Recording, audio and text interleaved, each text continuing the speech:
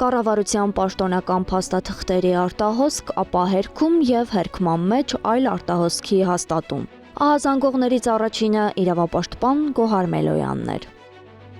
Իրապես անհանգստացնող էր, որովհետև վաճառքի են դրված իբրև թե կառավարական էջերից արտահոսած բազմաքանակ մոտ 8 միլիոնի հասնող ֆայլեր։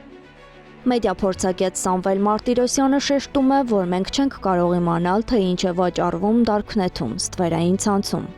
Շատ էժան է, 8 միլիոն նամակի համար $2500 կասկածելի էժան է, ինչը նույնպես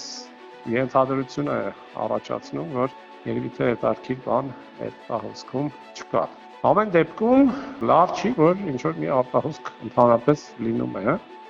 Իրավապաշտպան Գոհար Մելոյանն ինքն է դիմել պատկան մարմիններին հերքման կամ հաստատման համար։ Ժամեր անց Հայաստանի Հանրապետության վարչապետի աշխատակազմի հանրային կապերի եւ տեղեկատվության կենտրոն ՊԱԱԿ-ը տարածեց հերքում վերտառությամբ գրությունը։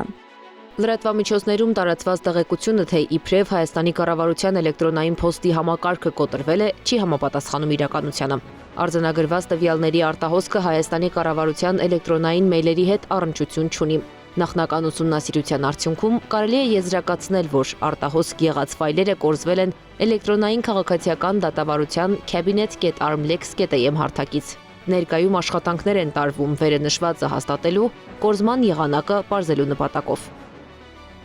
Գոհար Մելոյանը զգուշացնում է, պակաս մտահոգիչ չէ Armlex-ի տվյալների արտահոսքը։ Համակարգ, որը ներդրել է հենց այս իշխանությունը, որի միջոցով միայն փաստաբանները կարող են մուտքագրել իրենց վստահորդների գործերը, իսկ հասանելիությունը տրված է միայն հատուկ սուբյեկտային կազմին։ Դատավորներն են, նոտարներն են, ծնանկության կառավարիչներն են եւ այլն, եւ այնտեղ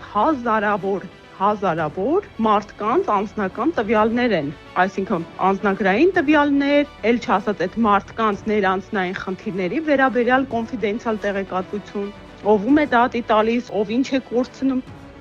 Ոչ իրավասու մարմնի ձեռքում այս տվյալները լրջագույն խնդիր կարող են դառնալ մեր հասարակության եւ պետության համար, կարծում է իրավապաշտպանը։ Իսկ մեդիափորձագետ Սամվել Մարտիրոսյանը թվարկում է, թե ովքեր կարող են լինել նման տվյալների պոտենցիալ գնորդները։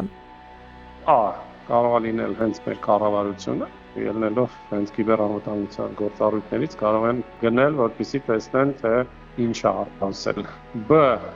Այն երկրները, որոնք հետաքրքրված են Հայաստանից հետախուզական տեղեկատվությամբ, օրինակ Ադրբեջանը, Թուրքիան, այսօր նաև շատ այլ երկրներ, Ռուսաստանը, ԱՄՆ-ն, մենք հետաքրքրություն առաջացնում ենք այս պահին։ Նաև կիբերհանցագործները, կիբերկրիմինալը, որին հետաքրքիր է ունենալ անձնական տվյալներ հետագա մարդկանց դեմ հարձակումներ իրականացնելու համար։